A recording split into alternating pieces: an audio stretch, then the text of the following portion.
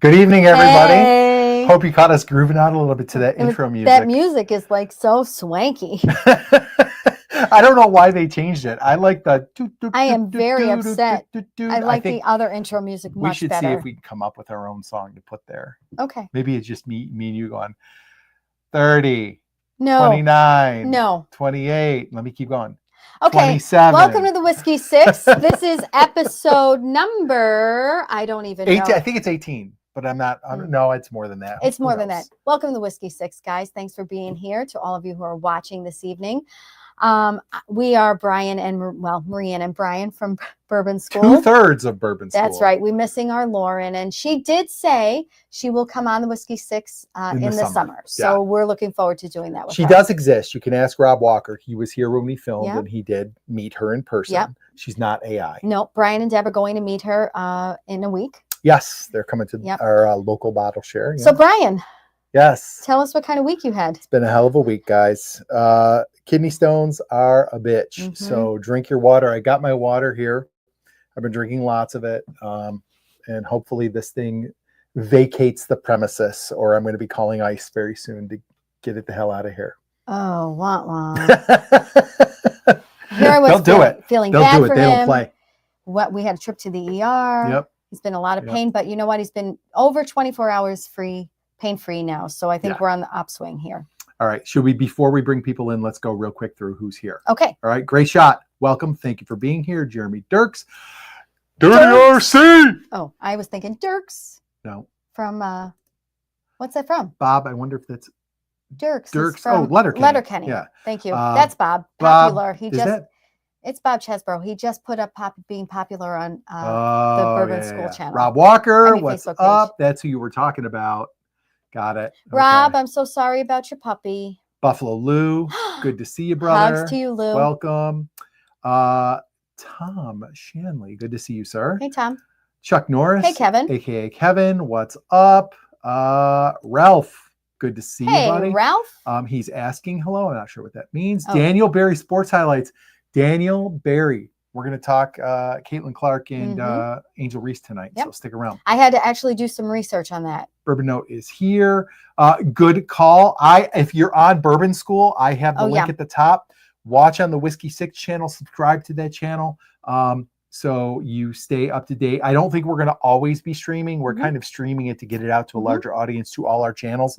We eventually want you all coming over to the Whiskey Six, so go do that now. Do it now.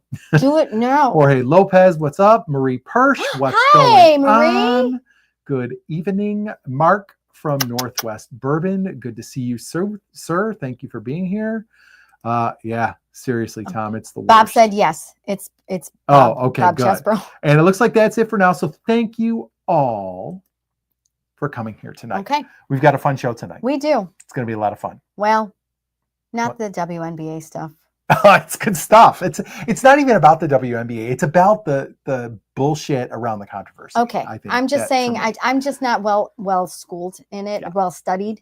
I did my studying today while I was driving you to your urologist appointment. Yes. So we've got short number of introductions tonight because we had a couple of people coming late. Myron and Bobby are going to be late. They'll be a little late, but they will be here. But let's start with our friend. No, we always bring him in first. Go start here. Yeah. Yep. Oh. Our resident cowboy. Okay. The guy with the best radio voice there is. What's up, Sean? I try.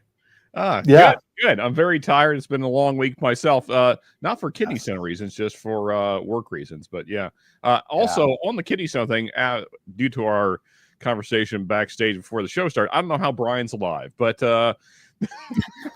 with the limited amount of water he's consuming, I don't know how he's breathing. It's amazing to me. But we were talking about my water intake, and Sean was surprised I'm not a raisin. So it's astonishing, honestly. He's drinking water now. This will never happen again. Yeah, there you go. Yeah. I mean, the water part will never happen again. Oh boy. Excuse me. I can't guarantee he's not going to get a kidney stone, but he will never get this dehydrated again. So I was very absolute when I said they'll be here. Bobby just said, "Cheers, peeps. I'm stuck in traffic. Big fire near my hometown. Hopefully I'll make it home before the show's over." Oh my God. So, hey, you got to do what you got to do, man. Just be careful driving, Bobby. And that wasn't even And that wasn't even a fire he was going to. It's just the traffic he was out and from that about. fire. Yes. Yeah. Yeah. Dirty RC, get him, Marianne. 2 waters for every Glen. I am going to start following it, Rick. I'm on it. Thank you. I'm going to start following that rule. All right. Let's bring in from Buffalo, Minnesota. You know him. You love him.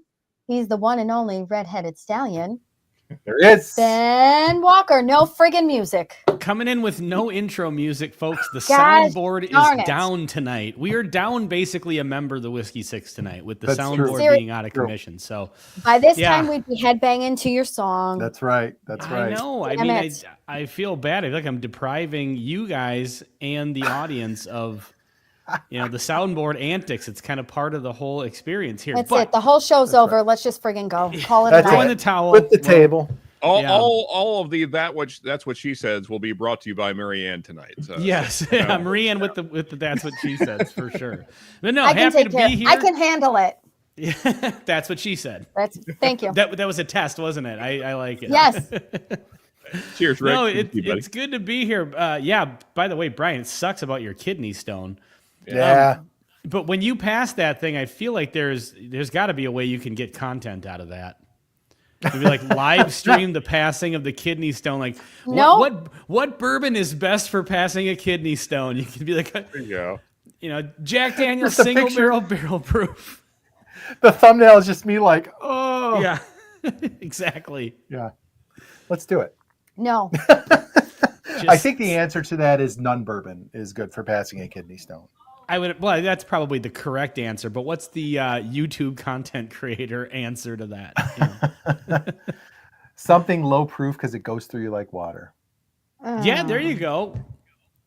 Just anything saying. 80 proof, Hey, by the way, we did say we were going to do a mic check. Last time, yes.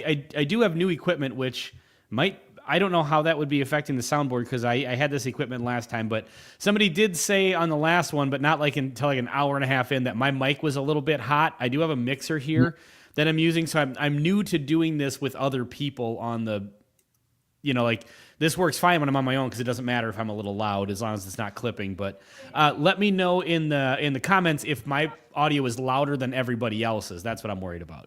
Okay, Dirty RC said sounds clear, but we'll see. Let us know though if he sounds extra loud. Yep. Bob said you can save the stone in a Glen. On it. Then we can mix it with some bourbon. Maybe it'll give it a salty taste. You could raffle that off in a Patreon raffle. Yeah. my Patreon giveaway. Put it in a bottle like an aging spire and see if it imparts any flavors onto it. Oh, God. That's terrible. I thought that was disgusting as I was saying it. It is disgusting, but still funny, but yet funny. Okay. So Bobby stuck in traffic. Myron, he's at awards night, which we'll have for our daughter next week, I think. And June. June. Oh, okay. Well, next week is June. Oh, June 8th, 2 weeks. Okay. But our guests are here, yep. So let's bring them in. Just so, first of all, people are weighing in. They say the levels are good, Ben. Okay, great. And Rick says these are all terrible ideas, Ben. I agree, Rick. But put it in the freezer and it's a whiskey stone. Oh, God. Perfect. Rob Walker for the win. Yeah, nailed it. Yes. Yeah. I like it, Rob. I like it. All right, so let's bring in our guests. These folks are neighbors of ours. Personal friends of ours. Not exact neighbors, but they live right up in Buffalo, just north of us. And they are wonderful, wonderful people. Yep. And we've been friends for quite a while now, a couple years at least, right? 1 year. A year. Let's bring them in. And if you are not subscribed to Buffalo Bourbon Enthusiasts, if a mod could go ahead and drop that link for their channel, let's bring them in. Brian and Deb. Hey, guys. From Buffalo Bourbon Enthusiasts. What's up, guys? Hey, guys. I like the freezer and the stone in the freezer. That's perfect. Yes. Is that the best one, Dr. Deb? Yeah, that's a great idea. That's a typical boss comment there. Yes, that's true. That's where that's Haas Walker in a nutshell. That's where he lives. That's where he lives, exactly. So Brian and Deb, how are you doing tonight? Tired. A little bit tired. And as I'm seeing myself on the screen, next time we're going to wear a brighter color because all I'm seeing is like two heads in the background. The dark sweatshirts aren't cutting it. I think it looks good. You can. It's maybe just your screen because from my vantage point, you can. It looks good. Yeah. Honest to God, Ben Walker is just the nicest guy. Everybody's nice, Marianne. I do. I give everybody She doesn't know me that well. Yeah. Brian's I can't believe you're still awake, Dr. Deb. I am surprised too. She did make it clear as soon as we brought her on stage, backstage, that it's past her bedtime. It's past her bedtime. She's in her pajama pants, and let's get the ball rolling, she said. I did my hair, put makeup on, the whole bit. Yeah. All right. Perfect. There's the link for Buffalo Bourbon enthusiasts. Go give them a sub. If you are not subbed, they just passed 1,000 subs a couple weeks ago. Yay! Oh, nice. They are on their way. Yeah, they are on their way. So. Finally. Congrats on the 1,000. That's awesome. Thank you. Thank you. So, Brian and Deb. Yeah. Oh, absolutely. Brian and Deb, real quick, can you give us some background on you guys and your channel and how you got into this whole game? I'll let Brian tell that story. Well, first of all, I didn't even know Whiskey Tube existed, right? we were at this little dump liquor store right by me, and they had my glasses are steaming up. Woo! And they had the Angel's Envy, the one in the box, the cast strength, and we saw it. We really didn't have much bourbon at the time, and I'm like, I'm not going to dump $230 on it. We're going to research it. So then I stumbled across SLB drinks. So then I discovered Whiskey Tube. Then I discovered you guys. And after I discovered you guys, I'm like, you know what? Let's do this. And sometimes I'll watch our old videos, and I'm like, holy! On the card table. Debbie's on camera. She's off to the side. The card table shaking. You know, and here we are. You know, like a millimeter better, but you know. and down the rabbit hole he went. Nice. He saw us and was like, if these freaking clowns can do it, I'm freaking starting a whiskey channel. At that point, it was just you and Lauren. So yeah, that's true. That's true. Well, yeah, it really was. No, because you guys were local. That's why. Yeah, exactly. And that's kind of like when I saw them start off, I was like, oh, these guys are from Buffalo. And we started watching and kind of same thing. So and that was our connection to Ben too, because he's from Buffalo, Minnesota. And we were like, I remember I wrote to you and Greg, Ben, and I was like, hey, let's do like, I'll get a Buffalo bourbon and you get a Buffalo bourbon. And you were like, well, we don't really have a lot of bourbons in Buffalo. I was like, oh. Yeah, Buffalo, Minnesota does not have a distillery. We're a much smaller town than Buffalo, New York. Hey, Brian, bourbon enthusiast Brian. But let's go Brian with an I and Brian with a Y, right? Right, because you can't even do Brian F. They're both Brian F. Brian Fisher, Brian Fabiano. So, in your last video, I don't know if it was the last one, but it's the one I watched today. I think you said it was Buffalo Lou that had your glasses getting all fogged up. So who's responsible for it tonight? Oh my God, it's me. That was the most. Like, if you actually saw the expressions on my face, like that was like I am trying not to be angry. I'm like, I want to get this stuff going. Right. And they want to shoot the shit. And I'm like, let's just get the video going, you know. Let me tell you, people like that teaching in school, those poor kids, I feel bad for them. Well, you should feel bad for them. Yeah. And that's Brian is also, can I say this, Brian? Brian's also a teacher. So you guys are outnumbered by teachers tonight. Okay. Yeah. Technically, it's a tie. I'm just going to look at everybody like this tonight over my glass. Well, just you guys and Brian, right? Yeah. So it's 3 and 3. So it's 3. Whatever. You don't have to ruin it by actually counting. Can we get an age check in the room? Because, like, I'm old enough to be some of your parents here. Like, Ben, you could be my son right there. Okay, you're so young. 46. I think Ben and I, 46? Yep. I would have to have been sexually active at 13 then, okay? Well, I appreciate you clearly thinking I was younger than I am. That's kind of the goal, right? He thinks he's an old man and everybody's younger than him. I am a decrepit old man. 46 and a grandfather of one with another one on the way. Oh, wow. Congrats. So amazing. Yeah. Nice. And father of 5, right, Ben? You have 5 kids? 4. Between my wife and me, we're a blended family, so I didn't create all of them. Cool. Got it. There you go. Sean, how old are you? I am 42. I just look really bad for my age. No. But the thing is, I've earned it. So, And don't anybody ask me how old I am because I'm not telling No, you. you got it. I know how old you are. I will announce it if you don't say it yourself. No, don't announce it. Are you out of your mind? Jeremy Dirks, also an educator. Let us know what you teach, Jeremy. I think you might have told us before, but I can't remember. And yes, I am not a math teacher. It was my worst Obviously, subject. Ralph. And Brian is a math teacher, so he's much better at accounting than I am. Brian Fisher, I'm 47, and Brian Fabiano's 50. Yeah. And we both have a birthday coming up this summer. I am the old man at school, and I'm working with all the young girls that are in their 20s. And then I'll show them a picture of me, and they're like, "Oh my God, look at you! You're so young." And I'm like, "Yeah, here I am, just this, guy that's almost on his deathbed right now." That's how they look at it. I know. Deb was born in 1921, according to the last BBE video. Awesome. That's true. Right. Yes, that's right. I look good for my age. Yeah, Brian is like, well, we got Buffalo Lou in between us, so you can't hit me.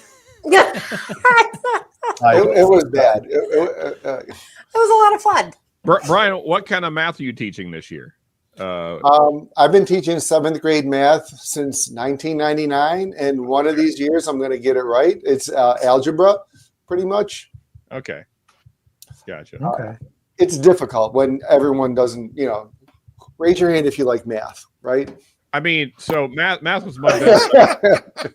Was my favorite subject. Oh, gross. Yeah, math and science were my two favorite subjects in school. Yeah, mine too. And what do you do, Sean? I do construction. Construction. So with math and science. If there was a license in Kentucky, well, there is in certain counties, but if there was a license, I would be a general contractor. You don't need a license? Not. There's only 2 counties in Kentucky that require it. The county of Lexington is in, and then the county of Louisville is in. Cool. Outside of that, you don't really. Yeah, you need a license for. Well, anyway, I'm not going to. You need a license if you're like wiring an entire house, but you can run a new circuit without a license, and you can do most plumbing without a license. You can build whatever you want without a license, but cool. Yeah, if it falls on you, it's I'm going to say something mean. Is that why all the houses went down in the tornado? Oh, well, I mean, it's possible. We've seen some structures that were certainly not built correctly.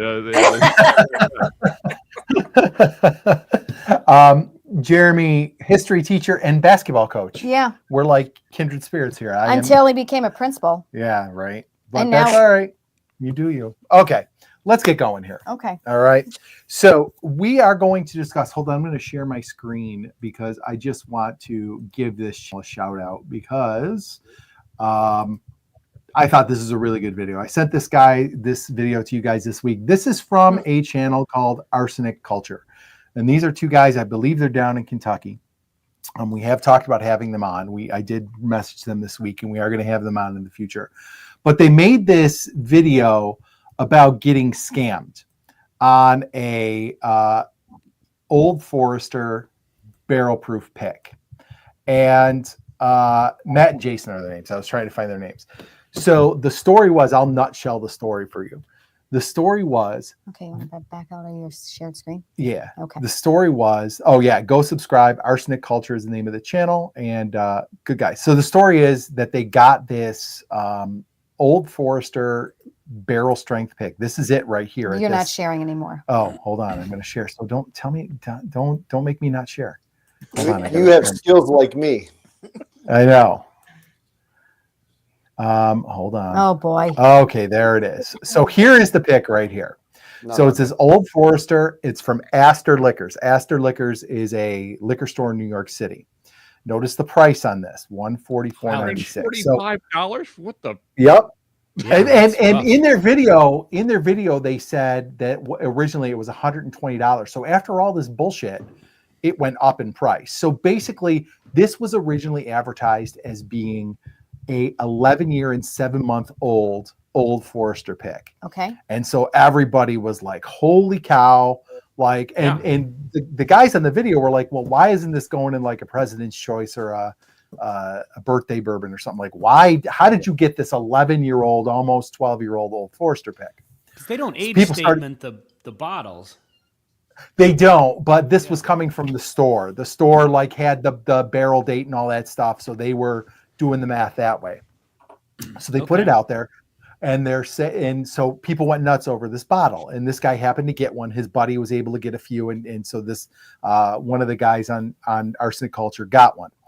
And then they're watching this go on secondary for $200, $300, $400, up to $475 for this bottle. Oh my God. It like totally blew up secondary. And this is, everybody's all excited about it. So like a few weeks later, after all this blows up, Astor Liquor sends out an email and says, "Oh, we made a mistake.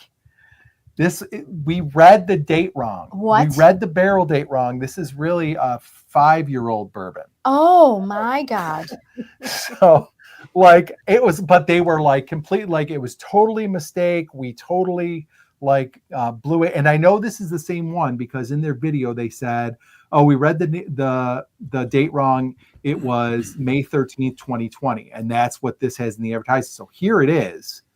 The pick 144.96 they're selling it for. They were originally saying it was how old? 11 years? 11 years, 7 months. Okay. So, and the thing it wasn't even like a numeral of 10 where they got like, so it would have been like what, 2014 then, right? A 14 does not look like a 20. So, exactly right. Yeah. So it was crazy. And so their assertion is that they think that Astor Liquors was sitting on this bottle and we're like, we got to move it. What do we do? Oh my and God. Made a mistake, right? So this all kind of leads us to kind of the first question tonight, which is like, have you ever suspected either in a pick that you've done? Brian and I have been involved in picks together. We've done several picks. He's done several picks on their own around Western New York. Like, have you ever suspected or known that a single barrel was not what it was advertised to be? Like, do you think this is a common problem with stores inflating or outright lying about the stats on their picks in order to move them? You don't have to name stores. You don't have to name store owners. But I'm just curious if, and I want to ask Brian and Deb first because we know they've done a lot of picks.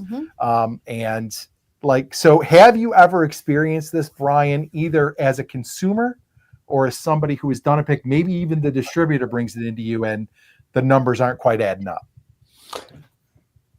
I think in general, everything's legit and like shit happens. Sorry if we're going to get monetized there. No, you're fine. You speak freely, man. But I thought about this and I got two case in points here. We did a barrel pick, the Garrison brothers here. And on the side, it says that it was barreled in 2019. And while we're doing the pick, someone's like, "Oh, it's a 5-year-old, right?"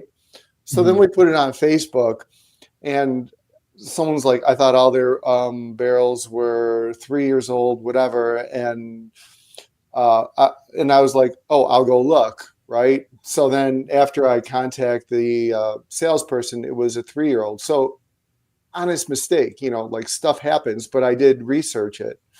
And, so, I mean, mistakes like that can happen where it's an honest mistake. I mean, obviously theirs was a huge mistake. And then there's this one here.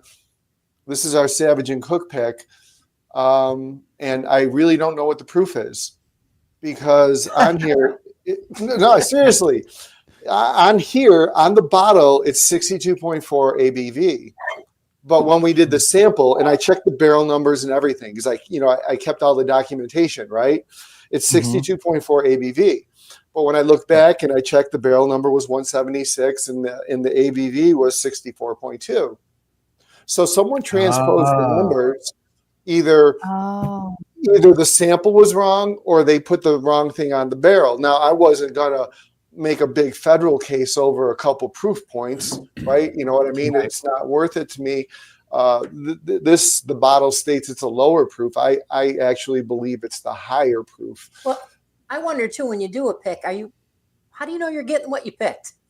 They tell you are. You know what I mean? Well, we were in San Diego. We were talking to this one guy at the liquor store, and he goes, "Be careful." He goes, "You go to these stores, they just slap on their name." He goes, "It's a regular shelfer." They put their store name on there. They're passing them off as picks. That's so lousy. I'd be so pissed. It's The only way you're California for going to you. know is if you're at the distillery and you sign your name. Although, you sign your name on the barrel, doesn't matter because you still don't know if they're bottling what you picked anyway. Exactly. Good point. Exactly. I think But- most single barrels though have a label from the distillery, right? Like if you get like an Elijah Craig single barrel, like it'll be part of the label. But still, some stores or like Buffalo Trace, I talked to a lot of people where they'll get an that rare one doesn't, pick. does it? What was that?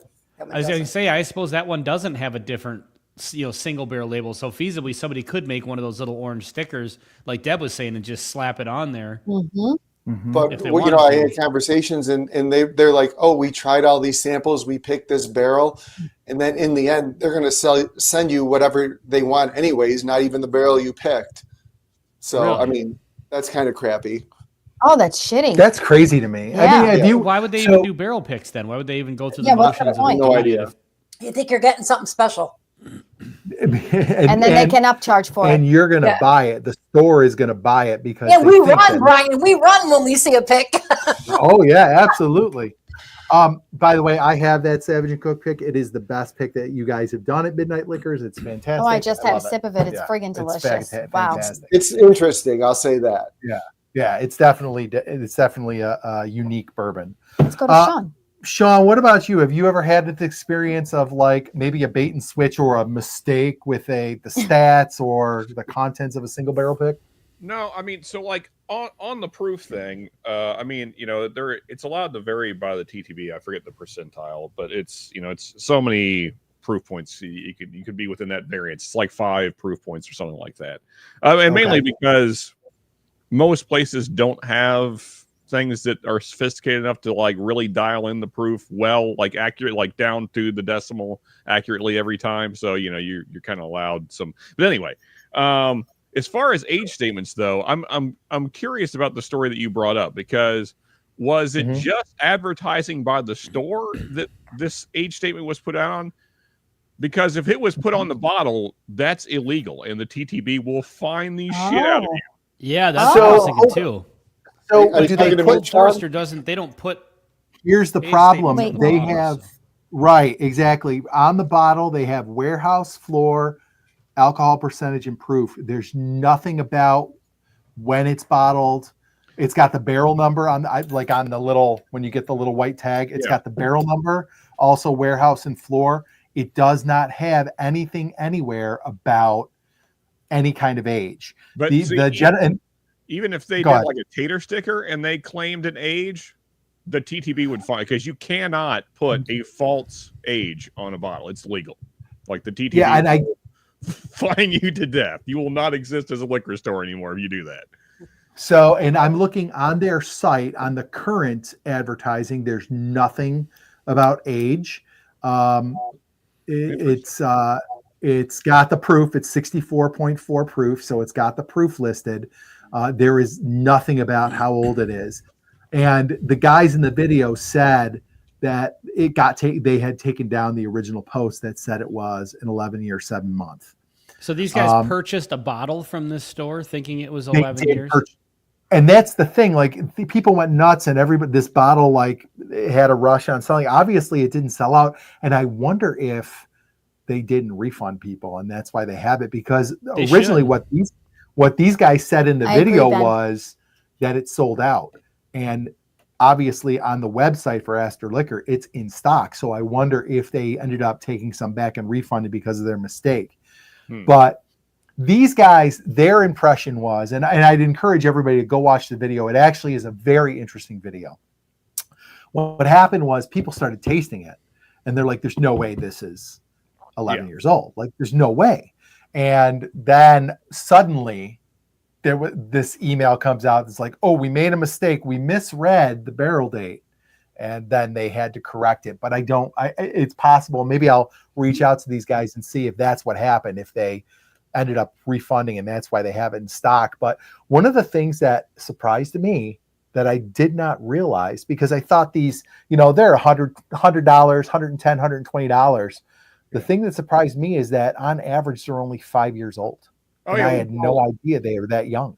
Because of the way the Old Forester, they cycle their warehouses, and also they're temperature controlled. So there's never any like downtime like most rick houses have. So like for that reason, it kind of ages faster. So that it would be incredibly rare to find an 11-year-old Old Forester, which explains why it went crazy on secondary. But I'm just I'm really surprised that no one investigated this further before buying it. Like, was this like a Facebook post, or like what was the situation that this statement they said that the store, this Astor Liquor, sent an email to the customers. Oh, interesting. So okay. Somewhere it's in writing. Yeah. Oh, shoot. You know, somebody's well, if they get fined for some reason, the old "I thought it was older than it was" isn't going to hold up in court. Yeah, right. Oh, that was just a mistake. I didn't realize it was that young. Ralph Gibson is asking what the TTB is. I don't actually remember what the letters stand for. It's tobacco something. And bourbon, no, but it's basically the governing body that kind of like governs laws that as far as what can be placed on whiskey labels. Correct. Taxation, tobacco. Yeah. Oh yeah, and the thing about the TTB is the TTB is actually a good source if you want to look at what labels have been approved and see what are maybe some new bourbons coming. There's a great Instagram channel or a great Instagram page, Coming Whiskey and they've got they always scour the TTB. I'm guessing, and they post the pictures of the new labels. So yeah, they're the ones that regulate the new labels. You have to send a label to the TTB to get it approved. And then, they kind of govern for stuff like this, really, for being able to, make sure that there's transparency and integrity on the labels, which that begs another question. I can't remember if this one made the list or not, but Marie Ann had brought up, the stories behind whiskey. Do we need all these stories, or do we just care more about what's in the bottle? I can't remember. Is that on the agenda for tonight? Not for this evening, but we certainly can talk about maybe it. That'd be another one as far as integrity on the bottle, because a lot of those stories are bullshit. So I like that topic. Bullshit. Yeah, I'm looking forward to that one. Thanks, Ben. Yeah, let's do that one. Maybe next episode we can do that one. It's actually I've got lots of ideas. I'll keep coming up with them. Right, so Rick, Dirty RC actually has a story kind of related to our topic here.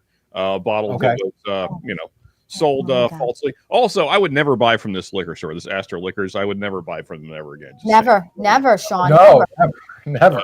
They clearly suck. Anyway, so this is Rick's story. So he bought a store pick, Russell's Reserve private barrel selection is what it was supposed to be, from a store that I've done a lot of business with. It showed up and I opened it, and it was a Russell's single barrel, not a private barrel select. I contacted the store and let them know that they sent me the wrong bottle. They said no. That Wild Turkey mislabeled their private barrel reserve. Reserve barrel bottles. Maroon label, gold writing. Yeah, there's one right behind my head here. And what are these guys? Gold writing with regular single barrel, not. But he assured me that it was. Okay. Bobby and I looked up the laser code. Oh man, doing some deep digging here. Wow, he's Sherlock Holmes over here. And it was a laser code for a single barrel, not a private barrel. I don't know what happened. Either they put up the wrong picture and labeled things incorrectly, and I didn't want to back out of it, or Wild Turkey made a colossal mistake and put private barrel juice in a single barrel bottle, and with a single barrel label and a single barrel label laser code. Yeah, it's definitely the second one right now. Yeah, no, it's definitely Wild Turkey made a lot of mistakes on that bottle. Jeez, certainly wasn't the store. Quality control has really gone downhill at Wild Turkey, apparently. So Ben, do you have any experience like getting how you felt like you were scammed on a single barrel, or it didn't have the stats that you thought it did? No, I have not run across that, to be honest. Kind of a boring answer, but no, I've only had a couple of times where I've scored a really good bottle with a really good Knob Creek. I got a Knob Creek 15-year. The store picks that used to have the 15-year because they got the dates on them. I scored those for like $39, 2 of them. Oh my God. Yeah, 15-year single barrels. I've got one. It's literally that one is is the one remaining bottle on my shelf that's unopened because I had 2 of them and I crushed one. And Nice, yeah. I think at the 5,000 subscriber mark, I'll crack that one open because that's Awesome. one of my favorite bottles on the shelf is that one because If they I just don't remember make those anymore. If I remember the story correctly, Ben, they had priced it like the standard 9-year Knob Creek, correct? Yeah, well, the standard, they had a bunch of single barrels, but they were all just the regular 9-year, but they were all single barrels. And I don't know why. I flipped through a couple of them just to see if there was any difference in age. And I pulled the one out and I was like, God, this one's 15 years old almost. So I went up and price checked it and they said $39.99. So I was like, all right, I'm not going to argue with you on that. I'm buying it. Yeah. And then I was there at that same store like a month later and they had a whole shelf of them again. And so I figured, well, I'll just flip through them again. And I got literally the one in the very back. They had a whole shelf. So they had like 8 bottles. And the one in the very back, I pulled it out, and it was another one of those, $39 again. Oh my God! Wow, that's awesome. It's an amazing pick too. You know what, Ben? I know you said your answer was boring to this question, but I would prefer that you have a boring no answer, and that we hear more no's than yeses. Yeah, in this right. instance, you know? Yeah, for like, sure. It's shitty. You don't want to hear people being duped like that. That's crappy. Absolutely. I've got an old Knob Creek here with a freaking screw cap, y'all. Look at that. And nice. it's really, it's really good. My answer is also no. I've never seen anything Good. like this. I believe you'd probably get shot in Kentucky for doing something like that. So, or at least one out of the state, right? yeah. So Brian and Deb, you've done a lot of picks with different stores around the Buffalo area. I guess this is kind of related. It's not necessarily about a scam from a store, but have you ever had the feeling that something you picked, like you kind of touched on this, but like definitively, do you ever feel like you've done a pick and then gotten something totally different when it come in? Yes. No hesitation there. What do you mean? What are you talking about? Did she say all of them? No, when you're doing the picks, you got so many of them, and you're probably drinking a little too much. You pick one you like. Just like when you used to go like tasting wine and everything. Then you get it home, it's like, is this what it was like? Yeah. Yeah. That's hard. Okay. I'm going to say no. I don't. Okay. I don't think we have, like, of the picks we've done with Kathy, I don't think there's ever been one where I was like, this is not what we picked. This is not what we picked. No, that's never happened. There's definitely been at least one that when we drank it, I said, and this I don't know if this is Kathy's or not. I know there's a pick we did where I was like, why did we pick this? Because I did not like it when it came in. Yeah. Well, maybe that's more what I'm different. thinking. What's up? I think maybe that's more where I'm going. Yeah. And that happens, but I don't think I dislike any of the picks we did, but we've also never, I don't think, ever been deceived on what's in the bottle or what the stats are. No, we're going to go with assume positive intentions From and the say Two things real quick, Bri. Yeah, go ahead. Okay, one, I'm drinking my Garrison pick, and it's a little hotter than I remember, and I put 1 drop of water in, and it tempered that heat. It made it sweeter, so that's your bourbon and bullshit right there. 1 drop of water. And the second thing, even if we make a pick, you, I, Deb, whoever, obviously I like it, but the store that's selling it, try it. I'm like, try it before you buy it. Don't take my word for it. Try it. So You mean consumers? Yeah. I mean, I won't buy a pick unless I try it. So if you go in blind, that's on you. Yeah, and I like to go to stores that let you try their picks first because I think that's them standing behind what they're doing, and so I appreciate it. Like our Kathy at Sheridan lets you try them before you buy them. Yep. Alma does, Yep. And those are stores where I usually get my picks from. So I appreciate that. Brian, I'm over in California. I will not buy from a store that will not let you try their pick. Like, why wouldn't you? Why don't you want the customer? If you're proud of your pick, why wouldn't you have bottle open to? You don't. I mean, just a sip. You don't have to give out like a right. Yeah. I don't need a 2-ounce pour, but let me at least get a sip so I can see what it's like. Yeah, exactly. So, I think it was our first time when we went to Evan Williams in Kentucky. We were trying stuff and we tried the Master's blend and it was like, oh, the best thing ever. and we get it home, and it was so disgusting. This goes back to about 20 minutes ago. I think that was the bait and switch at the store where they were pouring us something different, because it was like one of the worst things I ever drank when I got it home. I gave that away for $10. Did you guys ever see the because bike riding Brian Vaughn had said something old fashioned ways. Hey Doc. He had said something about some a whiskey club he's in did some picks that kind of went missing or whatever. Yeah, here we go. Mm-hmm. Yeah, so picks went missing. Did you ever see the Bourbon Junkies video about when their Eagle Rare barrel went missing? No, what happened? So they did an Eagle Rare pick, and they did a whole video on this and waited for it. Their barrel and their picks got delivered to some liquor store. I don't know if it was in Kentucky or it wasn't in Michigan where they are, with the stickers on them that said selected by the Bourbon Junkies, and that store took that barrel and all those bottles and was selling them in their store. And my God. A viewer of their channel let them know, hey, your picks they're selling picks that have your logo on them at this store. And so I think it was in the video, Dan had said he called the owner of the store, and the owner of the store basically, told him to piss up a rope. I can't remember exactly how it went, but they were not eager to say, oh yeah, we made a mistake. And he was even saying, it's like, dude, that has our name on the pick. It's clearly not your pick. And I think it ended up being like a store that didn't even have an Eagle Rare pick coming. Like it got delivered to them on accident. They took ownership of it and sold it. Like that's a dick move. Insane. Yeah, that is a dick move. Yeah. Brian, a store by us, I'm not going to name the store, but it's the same time as the Bourbon Junkies, and it was Eagle Rare. They weren't getting their pick. And I always was asking about it, and it got lost. And they kept on calling the distillery or whatever, the distributor. And finally they're like, listen, if you call one more time, you're not getting the damn thing. So I think that happens more often than you think. That's we had a pick go missing, right, Brian, and end up out in California. Well, I didn't want to talk about that, Brian.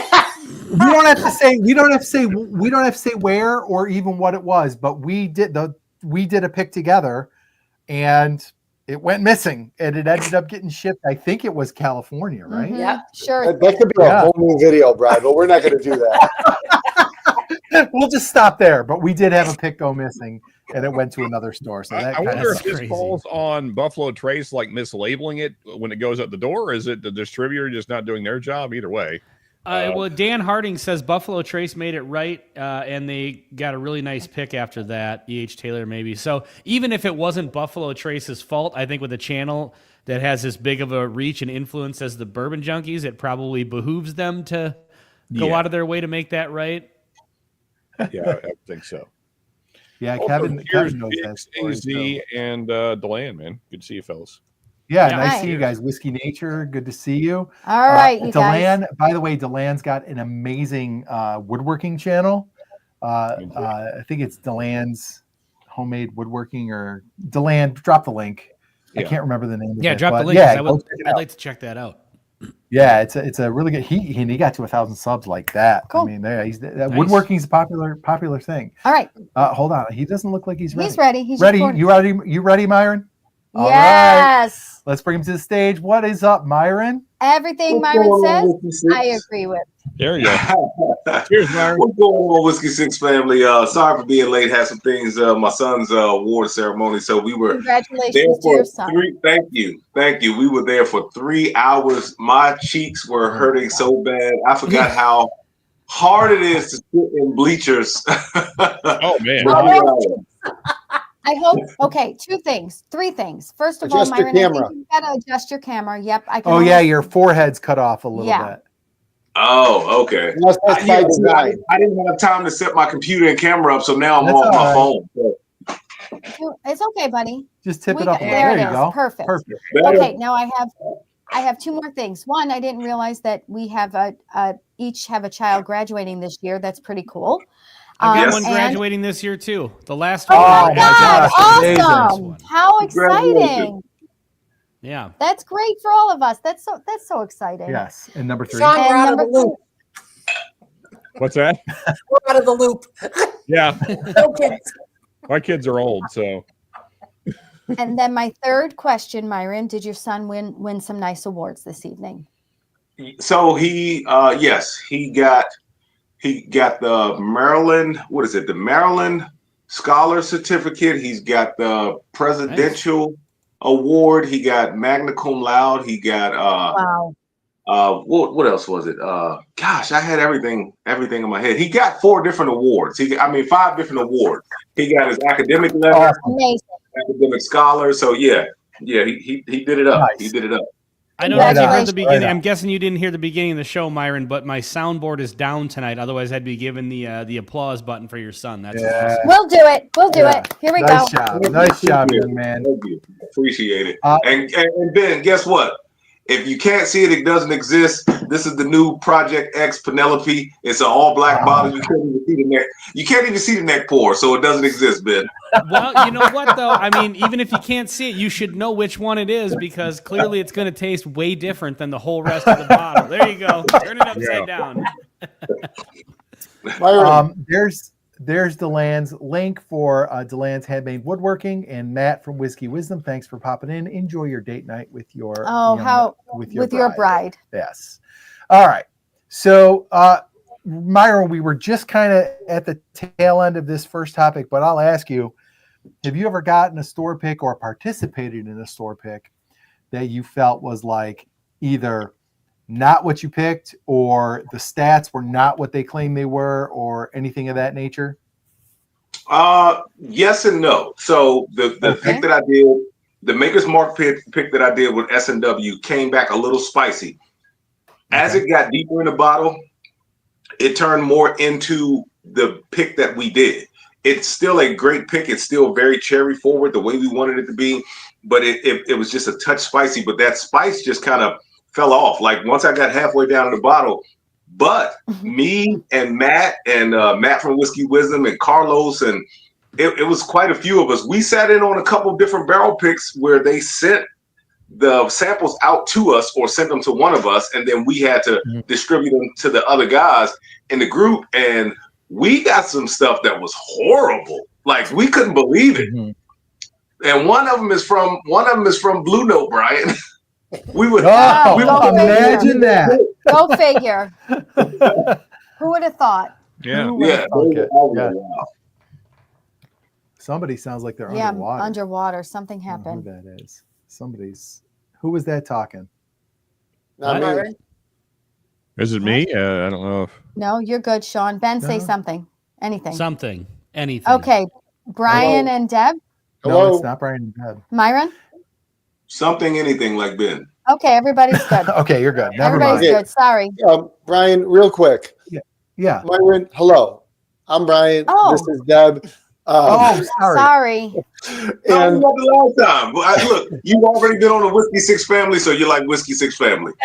and I was going to ask you where you're from. You're from Maryland, and you know Marcus, right?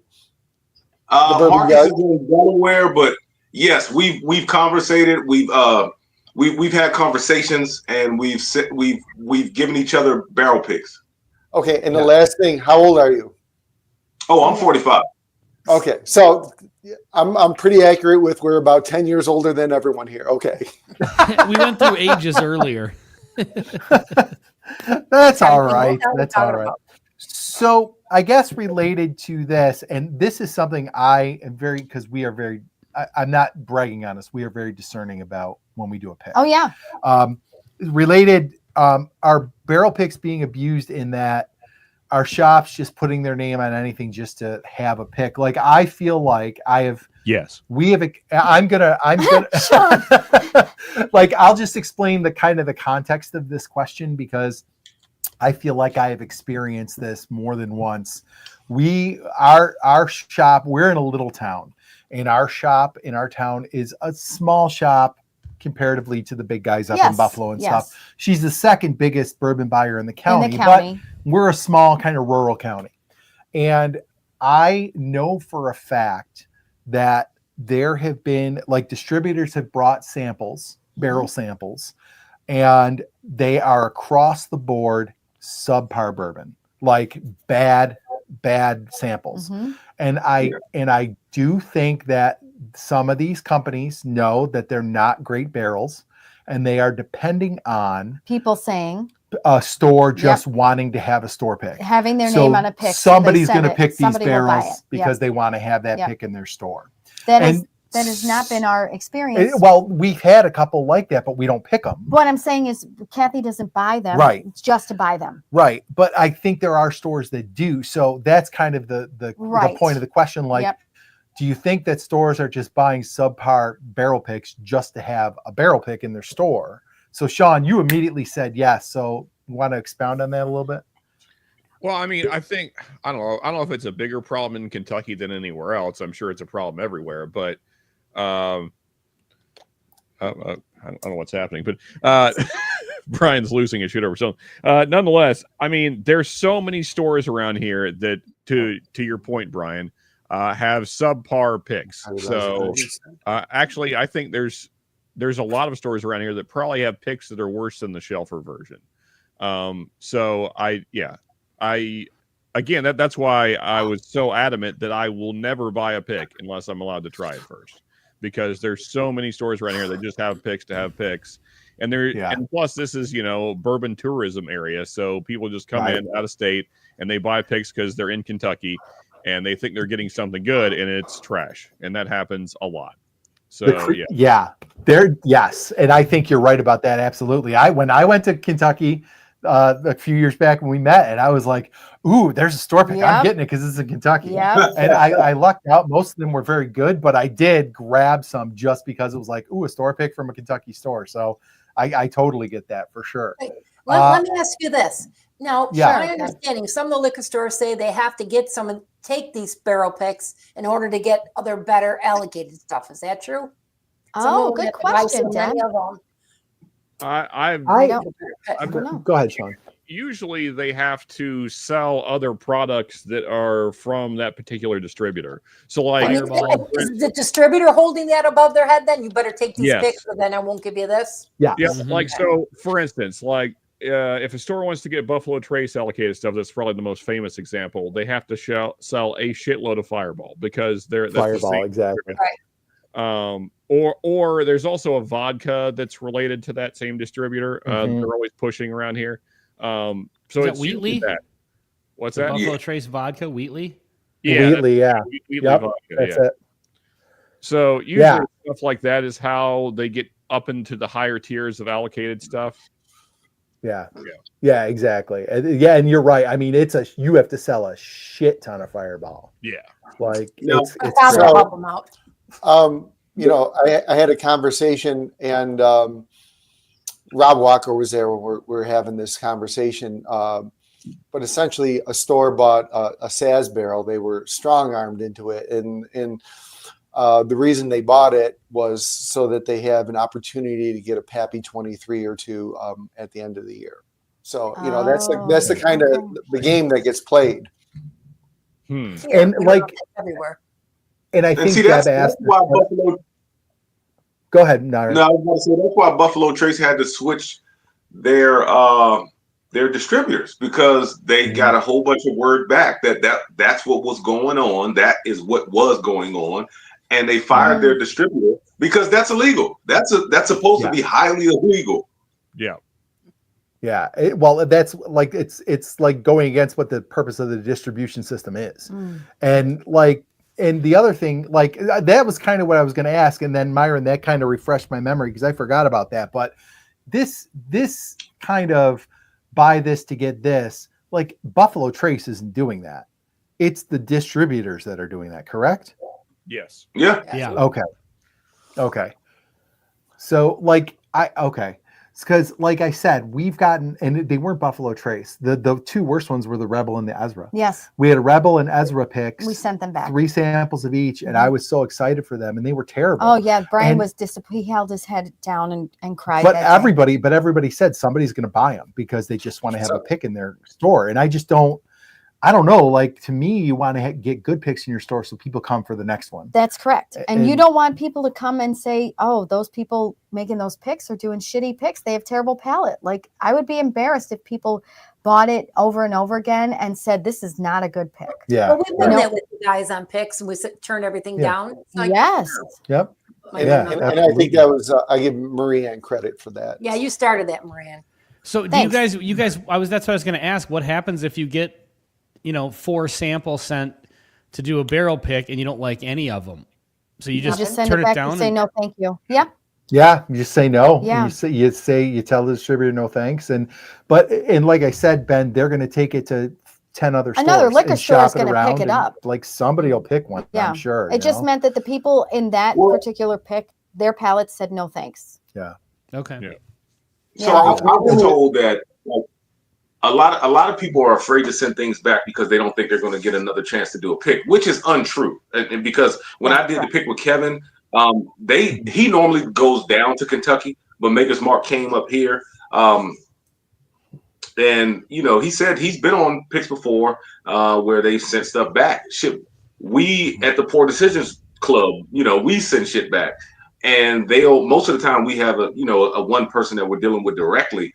But what I was told is some of those barrels that are like really off profile and really weird, they still keep around. Of course, they got to make their money back. They're trying to sell them, but just in case someone with that odd palate comes in and says, hey, you know what? This is different. Let's go ahead and pick this. So there are cases where those barrels, because everybody's palate is different. We know a shit barrel when we see it. I mean, when we taste it. Right. But sometimes people like that. So yeah, that's normally why they keep them around. Brian, we can did you do me a favor? Yeah. Can you scroll up to Rob Walker's comment about the neck pour and flash it up there? And while you're looking for that, Myron, you mentioned about going to the distillery. I talked to several people that do picks, and they travel for the picks. And they're like, you got to travel to the distilleries to get the better barrels. Because I mentioned that I wasn't crazy about NBC and stuff like that. So I wonder if that's really true that you do have to travel, or if they're going to send you good picks, I would say from my experience, Brian, that's definitely true. Just because, mainly because you're getting to choose from so much more generally. Okay. Yeah.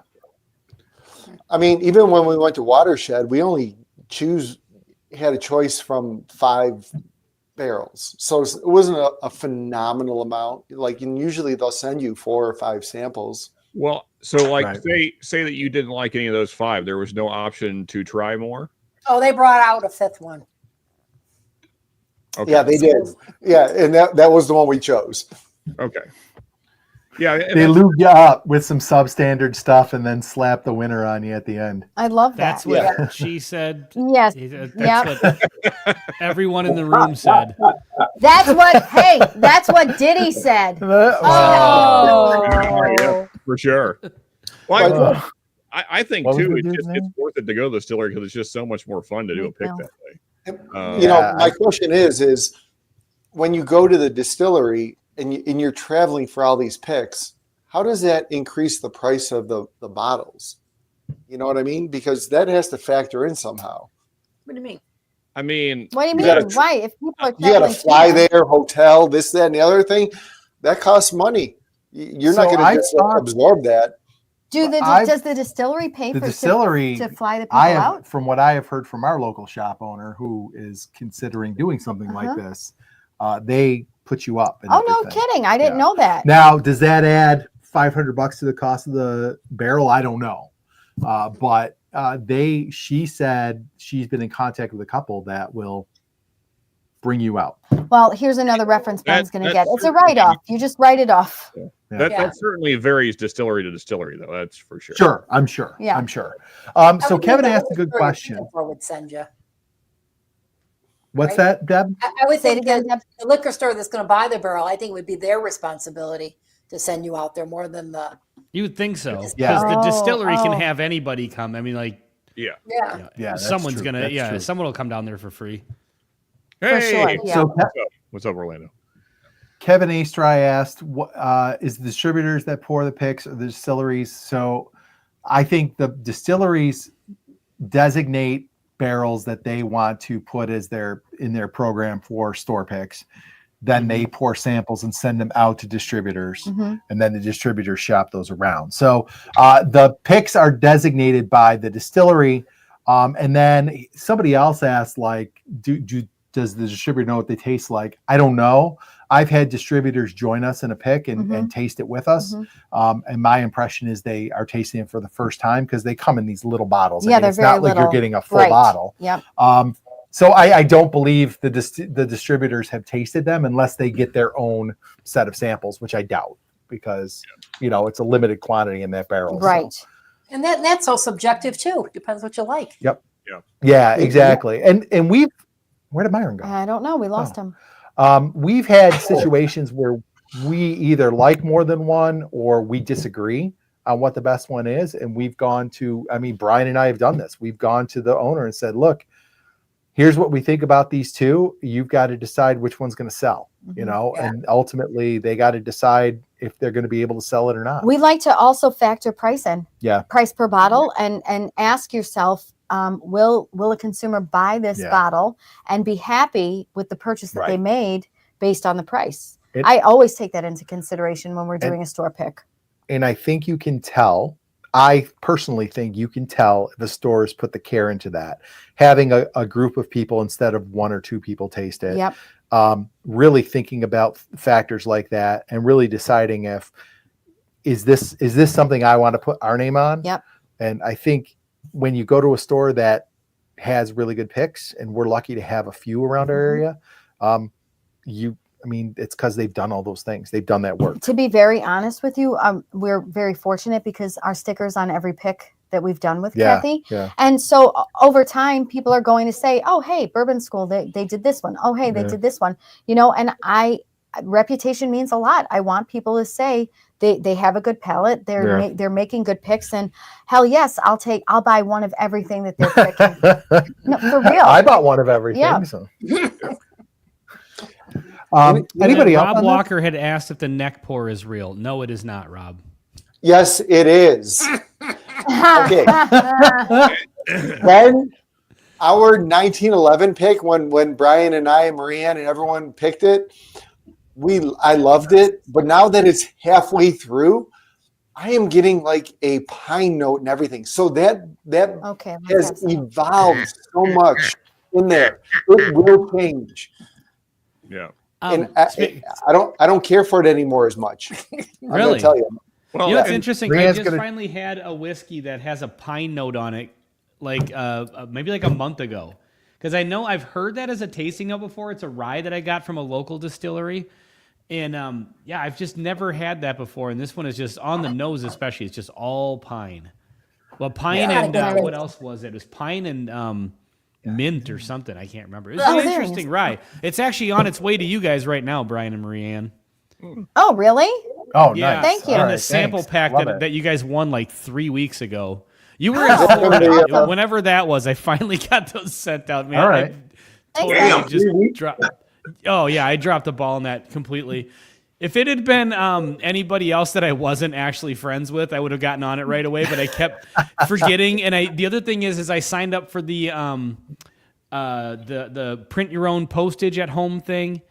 And I had some issues with that. And so I was kind of using you guys as like guinea pigs to try this for the first time. And it took me a while to get that going. And I was like, well, Brian and Marianne won't mind if the samples are a little bit late. No, you are right. Not Ben. at all. You can get away with that when it's friends.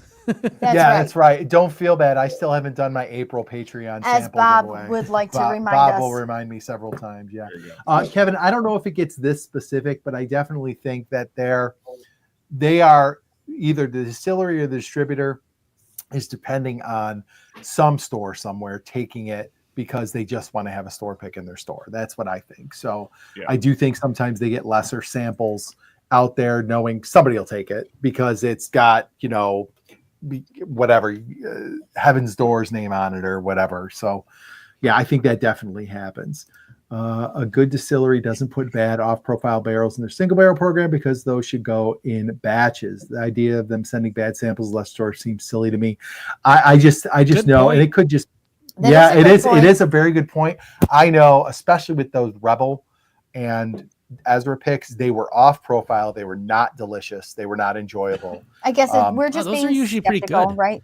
And that was the first time where I was like, oh, they're just sending us shit and just thinking, oh, this little podunk town will take this barrel. That was what I formulated in my head, but they were not good. They were not good for sure. A rye that tasted like 100% fresh cut lawn. Which one was that one? Yeah, which one was that? Everyone. No, I like the rice. Ben, Bourbon School, BB, and I tried to try. Which one was that, Rob? Like 100% fresh cut lawn. I don't Remember remember the that name at all, Rob. He said I can send you a sample. So Oh, I'm no, sure he knows thank what you. it is. Was that an Empire rye that we tried? It was, well, the Empire Ryes are rough, man. They are rough. What about those Taconic ones we tried? Those were terrible too. Oh my God. Nope. So the rye that I sent you guys is an odd one. I'm not really expecting, like, you have to be adventurous with rye, I think, to like it. I would say I'll try it because you sent it, Ben. I would say last thing I have on this, if for some reason you find yourself in Monticello, Kentucky, do not buy any picks from the Liquor King here. Okay. All right. They're exactly like all the things that Brian has described. Just having a pick to have a pick. Okay. Brian, sorry. Go ahead. Finish up. Brian Fabiano, not yeah. Yeah. Brian, you had something to say. Why don't you finish it up? No, I mean, just we do picks, and they go through stores, and sometimes you're not the first store to get picks, and I hate it when someone's going to be a jackass, like, oh yeah, we passed on that bottle, we're going to wait for something better, and it's like, well, we really like this. I mean, why do people have to be such asses and say stuff like that? It just aggravates me, that people have to crap on you. We love that pick. You know what I mean? I don't know if you've ever experienced that. I have not. I've actually never participated in a pick before. Oh, Ben. Well, you're about to very soon, Ben. Yeah. Yeah, I'm gonna lose the barrel pick virginity here very soon. we're gonna and I'm happy to lose it to all of you in front of a live studio audience. Yeah. Is that how we're doing this? That barrel pick cherry, Ben. Yeah. All right, good. I'm looking forward to it. Yeah, me too. I'm looking forward to it too. I think your question, Brian, as to why people are such asses, I think that's a great question just across the board. I just made a video this week. I'm actually going to redo it, but I'm keeping this part in. It was talking about selling stuff secondary, and I said if you're going to do it, the general rule of thumb is don't be a dick.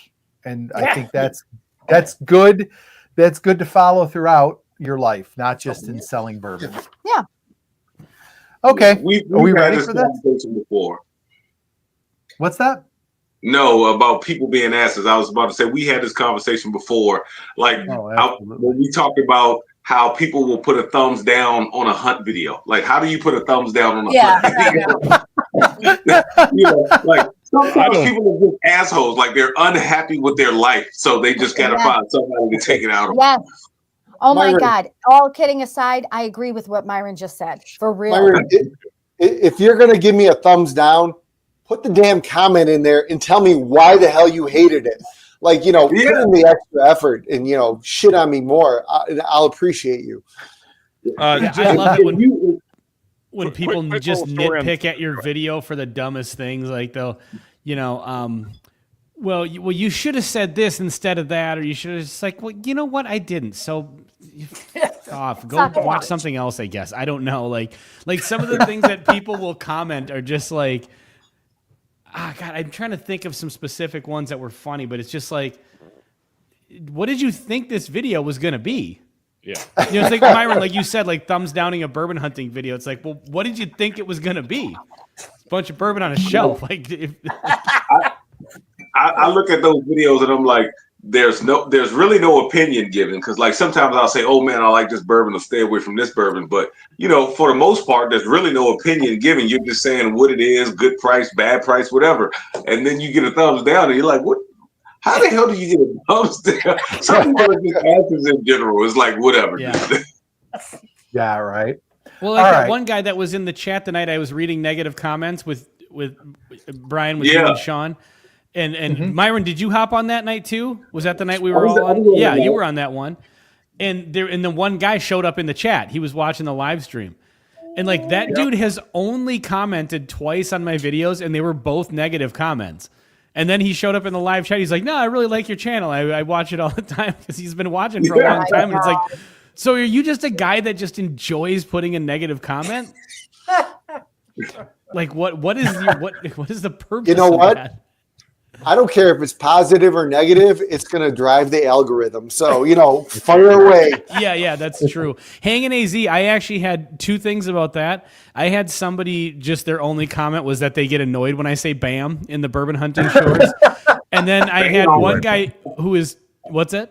I had one guy that told me twice that I shouldn't say "bam" unless I'm bagging it up. I'm like, I'm not going to buy every single bottle that I film. Like I think that was me, Ben. It wasn't you. It was a different guy who's commented a similar thing before. Look, Kevin, I love it. I thought those were funny. I said it in like a short or a hunt video. I was like, "Bam!" Like my man Ben would say. I love it. I think Kevin A. Strike's comment is fair. Thumbs down on the dead soundboard. We earned a thumbs down for no soundboard tonight. That's all right. I agree 100%, and I will get that fixed for next time. Next time, your soundboard needs to be up. Shane, agree. Yeah, I don't know what the deal is. Constructive criticism definitely helps. We got a lot of comments about our sound, when we first started. Holy we tried our crap. best to fix it. But yeah, being an ass and just being critical, or like saying things like "it's nice to see you doing this with your daughter" is kind of a dick move. So, Wait, and when they called you, look at Mr. Mom's comment. Someone commented on someone's clothes. Seriously?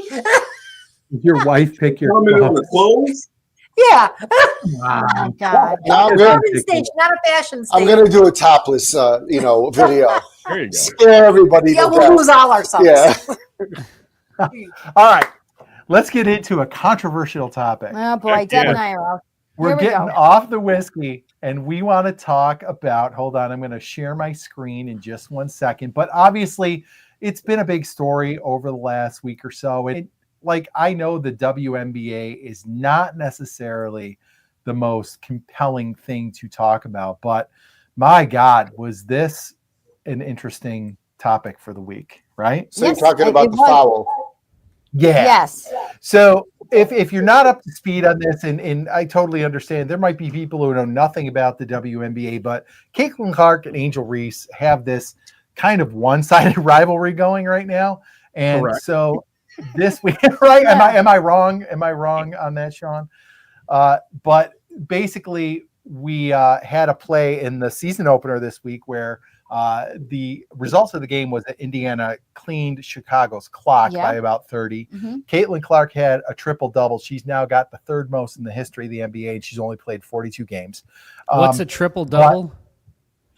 It means. Thank you, Ben. It means that you got double figure stats in Brian. 3 categories. Double rebounds, double assists, or double passes. Double blocks. Like assists, rebounds, points. Look at Myron knowing all those things. He knows.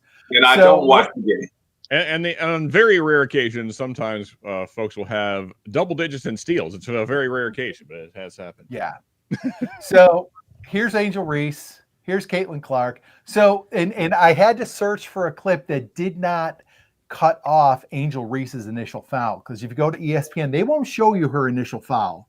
They will only show you Caitlin Clark fouling Angel Reese. But if you watch, so shot goes up. Okay. Now, right here, this is Angel Reese. Watch her push in the back.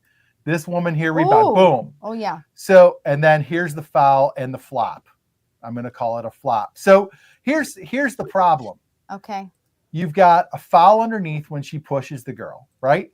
And then you look, Caitlin Clark's pointing at the ref like, what the hell? Why aren't you calling that? In the meantime, there's no defense between Angel Reese and the basket. So Angel Reese does the smart thing and just turns and burns to the net. And instead of letting her have an easy layup, which there's never an easy layup for Angel Reese, really. But instead of letting her have an easy layup, Caitlin Clark says, no, you're going to go to the line and earn it. So she goes for the ball, fouls her, and Angel Reese flops. and then goes after her. Okay, let me ask you something. Would we be talking about all this if it was a men's basketball? They do it all the time. Right? This is something that happens 5 times a night in every NBA game. And in fairness, we didn't start talking about it. Everyone else did. No, you're right. Sports media has made this a huge story for no reason. Oh, well, I think it's just because Caitlin Clark is so popular. I think that's why everyone's talking about it. She's the draw. It's good for the game. It's good for the game talking about it. More people watch. So here's where I am on this, because I'm sick of hearing about it, but I do think there is some points to be made. First of all, the whole race thing, it needs to be out of it. This is because when Bill Laimbeer did this to Michael Jordan back in the NBA Finals, nobody was like, "Oh, it's because Michael Jordan's black." You know what I mean? And that, I think that nonsense needs to be taken out of this.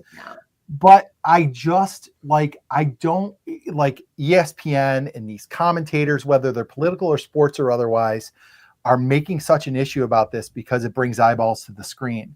But in reality, it brings people to the stadiums. But in reality, as a basketball coach, like I've coached basketball, any one of my players, if they did that foul, I'd be like, that's a good foul. It's a foul you have to give.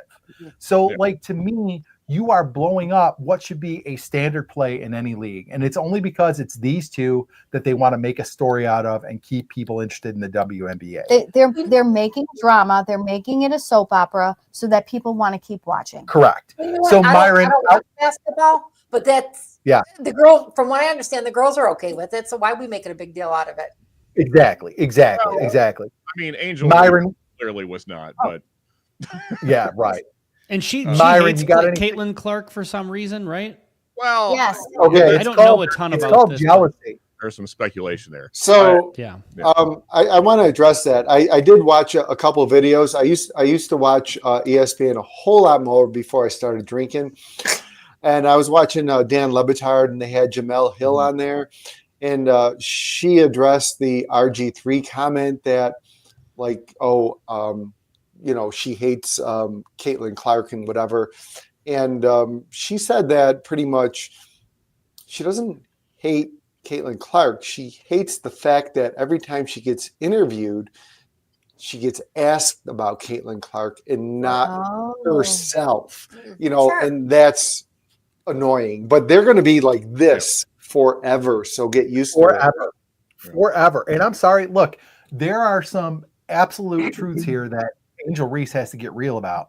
Angel Reese, and I don't know if Caitlin, in that final, in the college final, the LSU Iowa final, I don't know if Caitlin Clark did a lot of shit talking, but what you saw on the screen was Angel Reese shit talking Caitlin Clark. And they won. Give her all the credit and whatever, even though she was the 4th highest scorer in the team for that game. Oh my God. And didn't really contribute. Fine. You won the championship. Good for you all as that. Did have a lot of her own rebounds, though, so there is that. She did. But here's another issue I have. I'm going to share my screen one more time, because this is another issue I have with Angel Reese's reaction to this, because she gets upset about being the villain and being villainized and all this stuff. I want you to watch. Now, I want you to understand, she's not on the floor here. Angel Reese is sitting over here on the bench, okay? Okay. But let's watch this play. Okay. So Caitlin Clark, whatever. Caitlin Clark's number 22 there. Watch. Boom. She gets checked on the floor. This is last year. Who's standing up and cheering? Right over here, guys. Look. Who's standing up and cheering?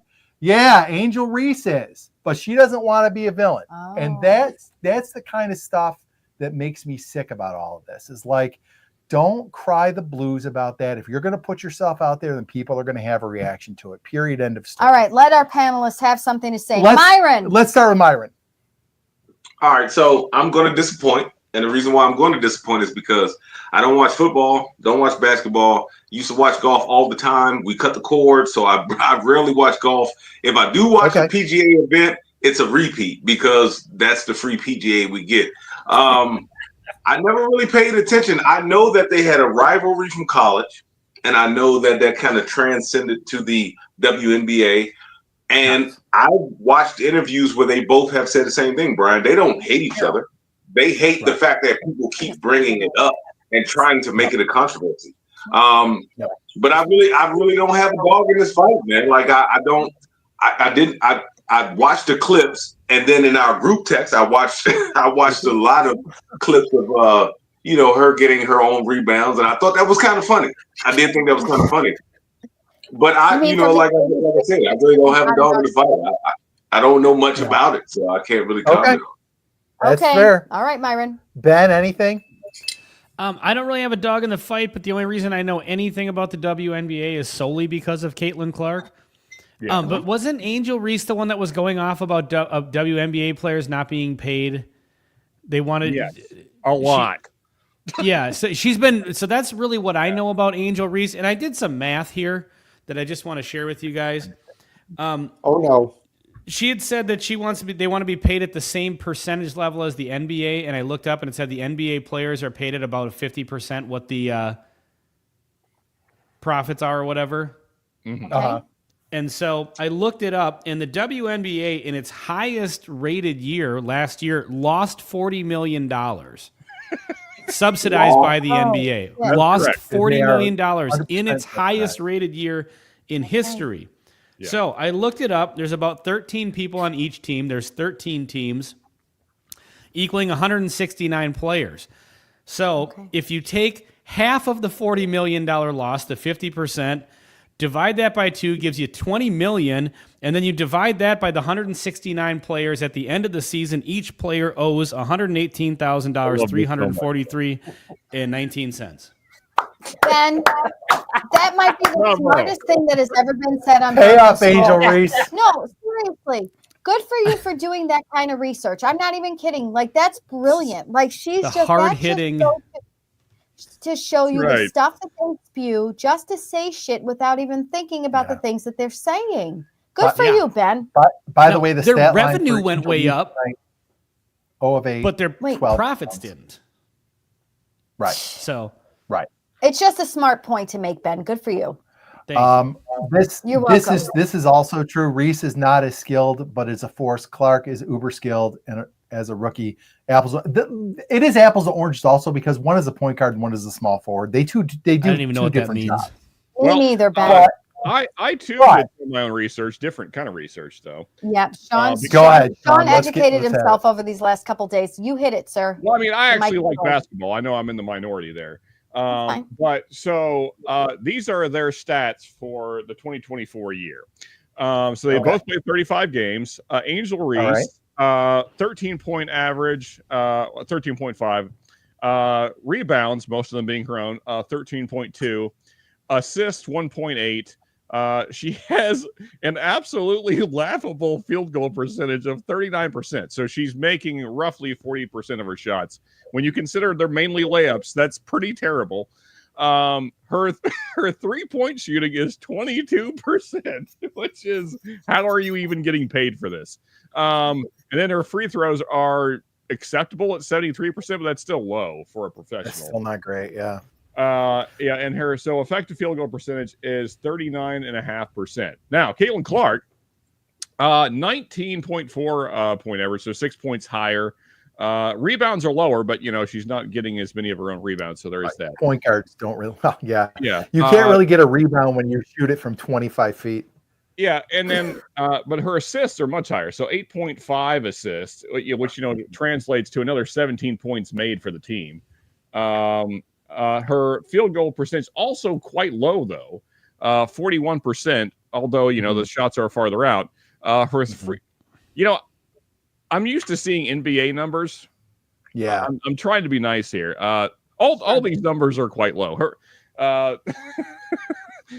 you would not be getting paid in the NBA. 35% from 3, which is acceptable. I think that's the league average in the NBA. It would not be considered high. And then her free throws are 90%. That's about the only stat that's kind of efficient. But comparable. yeah. So I mean, like, to say that these two players are equivalent is an exaggeration. And what's strange is that was the conversation last year. These were the two players that were up for Rookie of the Year. Caitlin won, deservedly so. based on the numbers I just read to you. So I just don't know how there was ever a debate, really. Yeah. Really and quick, Old Humble had corrected and said NBA players get paid off of revenue, not profits, which would actually make it even more egregious if the WNBA players got paid on revenue. That would be even worse. Because then they actually would get paid a lot of money and still be in a money-losing venture. So at least the NBA profits after revenue, because the revenue for the WNBA went up a lot from like $700 million to like $1 billion or something, and they still lost $40 million. Right. Like they still had to be subsidized and did not profit. And so, yeah, I get what you're saying, Old Humble. I said profit instead of revenue. But if the WNBA wanted to get paid out of their revenue and wanted to get paid 50% of the $700 million, that would be an even more egregious ask. Yeah. Yeah. Absolutely. So Bourbon Basement, no one wants to watch women's basketball just like no one wants to watch women's soccer. I would say WNBA is much more popular in the last 2 years than it has been. But like Ben said, it's still not really a moneymaker unless it's subsidized by the men.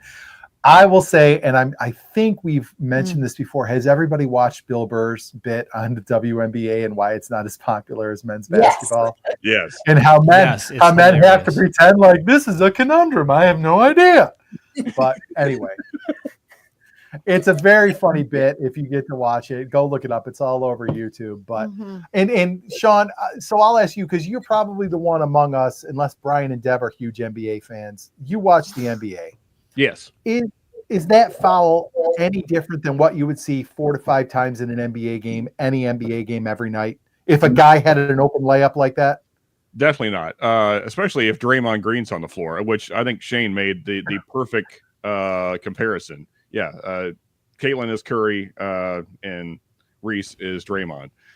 Yeah, I mean, if Draymond Green's on the floor, you're going to get kicked in the balls or punched or who knows what. It could get wild fast. Well, and I dislike both players. I dislike Reese for the same reason I dislike Draymond, because I think they're both dirty players. They Oh, I love Draymond. Okay. Good. Yes. I mean, there's a handful of players in the NBA that I don't like for those same reasons. Yeah. Like they're committing egregious fouls that are not. These are not basketball plays. You are intentionally trying to hurt somebody. Yeah, and I've seen that out of Angel Reese as well. So, yeah. Bob said this is getting cringy. That's what I alluded to in the beginning. Like what Shane's saying. This is not a rivalry. Like you have to have two people on equal competitive ground to have a rivalry like this, and it's not. I'm sorry. I think what we've got here is. Oh, I'm sorry. Go ahead. No, I was going to say maybe it is a rivalry because maybe there is jealousy on Angel Reese's part. And that's what I was going to say, Brian. 100%. That's what it's a big case of jealousy. That's really what's happening here. Yeah. Go ahead, Brian. Was that it? Yeah. No. Okay. Brian, Fabiano, Brian. You had said earlier, you mentioned Bill Laimbeer. Like, these kinds of players have been around for a long time. I didn't like Bill Laimbeer either. I thought he sucked.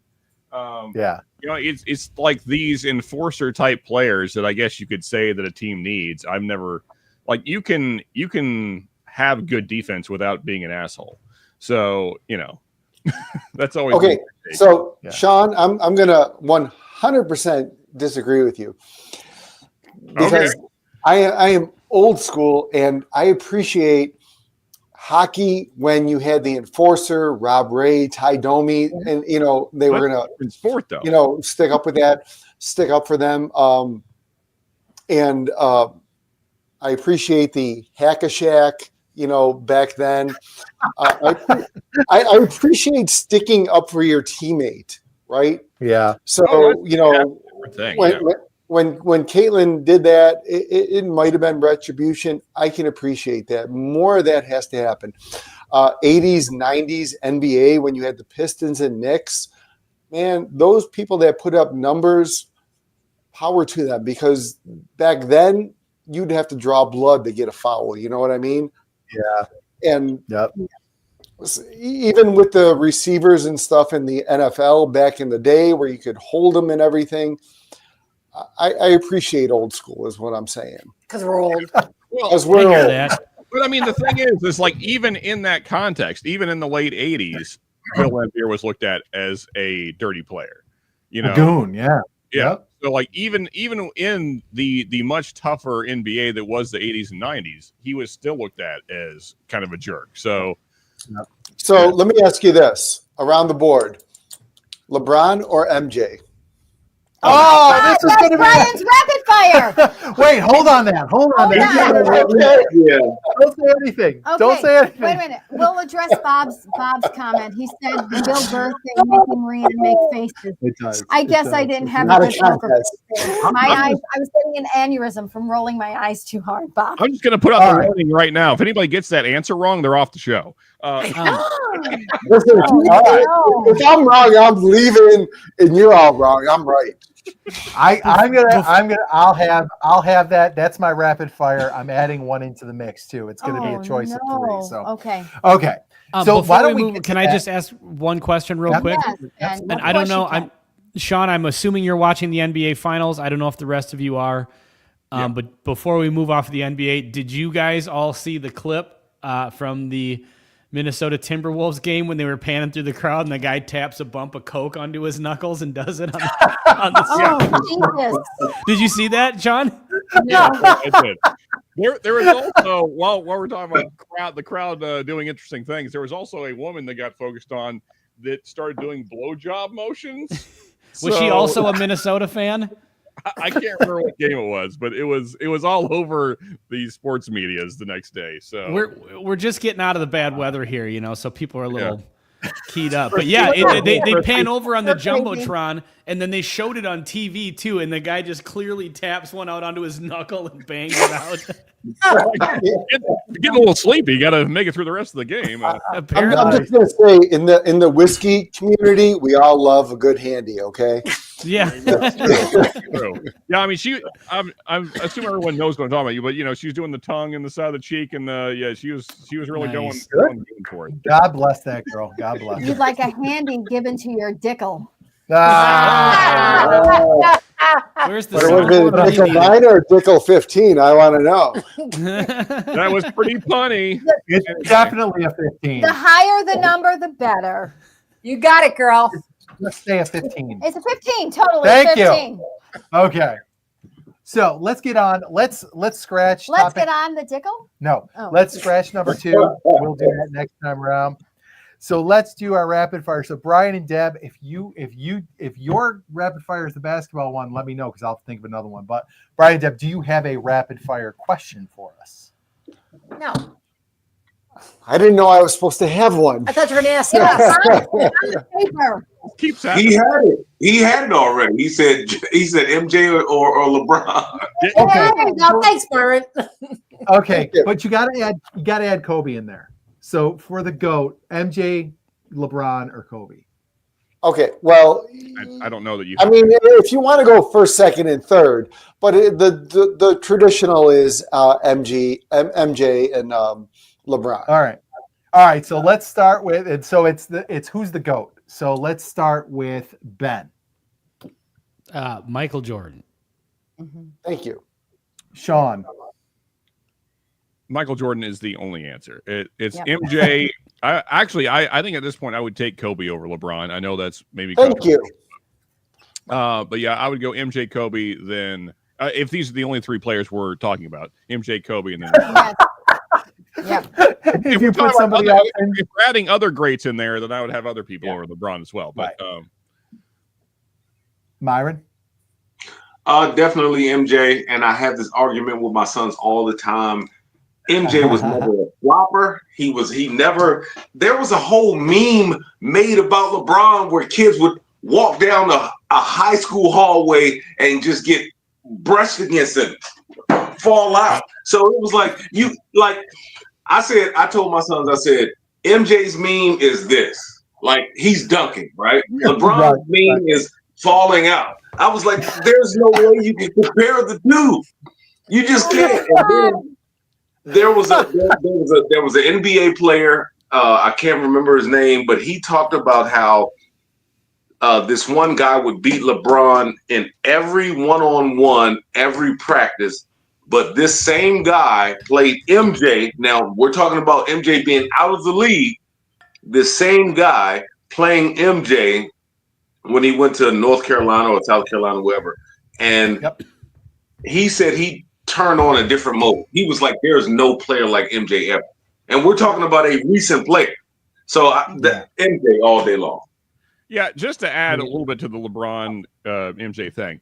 You know, LeBron has been a net negative like 75% of his games in the last 2 years. Like his on-off numbers. In other words, when he's off the floor, the team is doing better than when he is on the floor. No kidding, Sean. Yeah, because of all of his turnovers.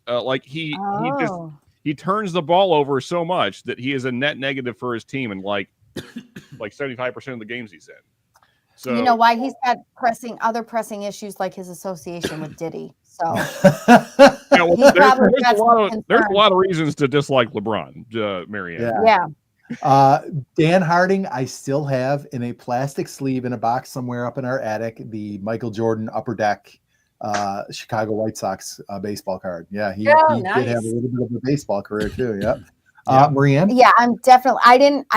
You said I asked you early what your rapid fire was going to be, and I was going to ChatGPT, and I was like, you know what? Screw this. It's MJ. Yeah, it's definitely Michael Jordan by a mile. I don't think it's even close. Brian and Deb, do you want to answer your own question? You know I think Brian, I love sports. I play every sport. I hate basketball. I don't know anything about basketball. I say Larry Bird. That's the only one I know. Okay. And you know what?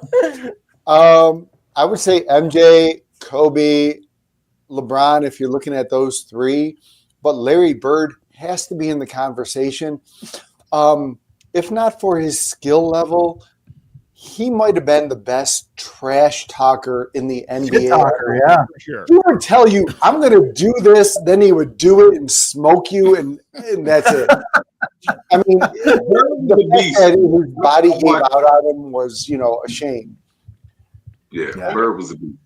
And given all our various basketball topics tonight, Caitlin Clark will probably become the MJ of the WNBA. And I don't mean like she's going to be the greatest of all time, just that she's going to do the same thing for the WNBA that Jordan did for the NBA. He made it relevant to more people. And that's what Caitlin's doing. And that's why it's so silly to me to see what the WNBA is doing with Caitlin. Instead of making her the star and making her the face of the league, they're like constantly like doing stuff to like say her fans are racist and stuff. Like you're not, and then but at the same time they're constantly complaining they're not making enough money. Well, you're shooting yourself in the foot. Yeah. Like the NBA realized they had a superstar when MJ came along, and so then they made him the face of the league, and he was everywhere. The WNBA unfortunately not quite as smart. So All right, my rapid fire is a whiskey related one. So my rapid fire question is going to be this: what is the one bottle on your shelf that you are like nursing that you are going to like be so sad when it's gone? Like the one bottle that you don't want to empty, that you just want to last forever. Oh, that's easy. We'll start with, I see people looking back at the shelves. I want you to start with Myron. Myron, grab one right away. So Myron, what do you got? This is the Parker's Heritage Double Barrel Blend. As much of a fan as I am of Old Carter, this bottle right here, I mean, look how much I have left. It is so dark. It is so rich, so flavorful.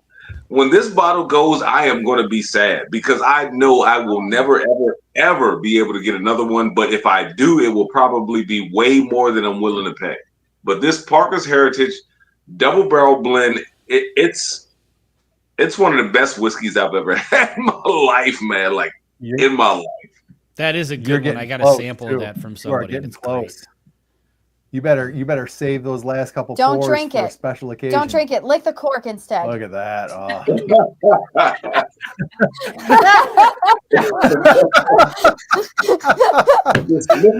right. Sean looks like he has one up. I'm going to solo you, Sean. What is your bottle, sir? Yeah, so this was a distillery only, if it's a little dusty, because I never touch it. This was a distillery only from Bardstown. This is their Pfeiffer Pavitt XO, not the standard Pfeiffer Pavitt. So it was just aged longer. So it's 14-year-old bourbon, and then it was aged, I want to say 48 months in Pfeiffer Pavitt barrels. For those that don't know, I'm also a huge red wine fan, so it's kind of my two favorite things combined. Okay. Yeah, it's amazing, especially if you like red wine finishes. It's incredible. And there was only like, how many bottles were there? It says on here somewhere.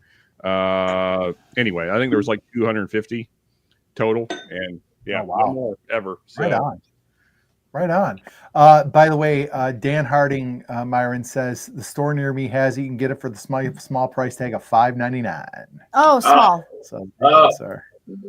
There you go. That's all. Okay. Bob's Sealbox 10 number. Oh my God. Double oaked. I don't know if anybody's had that Sealbox 10-year double oaked. It's a really nice bottle, and I happened to find one at a shop that's closing down. And it was a little expensive, but Bob was like, I'll take it. Get it for me. And he freaking loves it. It is actually a very nice bottle. He shared it with us on a Sunday afternoon. Yep. And I got a little. We're delivering one to Bob tomorrow. Are you really? So that guy can't get enough. That's awesome. All right. Ben, how about you, sir? By the way, Ben, I forgot. I wanted to tell you on your live stream. I noticed yesterday, I turned to Brian. I said, oh, Ben got a haircut. It looks very nice. Oh, thank you. You're welcome. Looks good.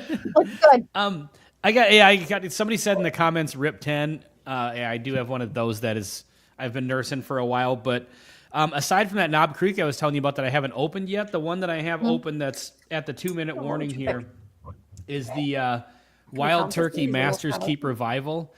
This is the one where it was like a 16-year Wild Turkey juice. Secondary barreled in a like 23-year Oloroso sherry cask. This is the first expensive whiskey I ever bought, and it was like $150 or something. And they had 3 of them at the store. If I could go back in time, I'd buy all 3 of them. And I bought this for the night of my daughter's wedding. Oh, so Ben. It's a little special to me in that. And as you can see, there's not a ton left, but this is close. So good. So good. Yeah. And honestly, like I've seen it still sit, I've seen posts of, boxes of this because it comes in the cool box of these at like duty frees in foreign countries. I'm going to Europe in September. If I were to see one of these for less than $200, I'm buying a couple of them. Nice. Awesome, Ben. Right on. There's not much finished turkey besides like those very special releases, right? And this one is, this tastes old. Nice. All right, Fishers, what do you got? We're soloing you. All right. One that's not open and one that's open. One that's not open, I know it's a cliche, the William LaRue. We've had it out. It is awesome. I don't want to open it, but the one that we have open is a store pick, the Nulu Stag Killer from over at Sam Whiskey. Oh, yeah. I love that. So it is a bottle. It is a good bottle for sure. We've got to open so many bottles. I'm staring here. We got the Michter's barrel strength bourbon that we got at the distillery for 2 years ago. Haven't opened it yet. Guys got to get going on that. The William Heaven Hill 13 that we haven't. Which one's open that you like? Open. Well, it would have to be one that I probably never can get again. 13th Colony Double Oaked. Yeah. I traded away Coy Hill for that. Wow. That's awesome. Yeah, and I haven't. Did I try that at your place? I don't think I have. No, I probably wouldn't share it with you. Next time you come over. Hey, at least he's honest. I hide that one.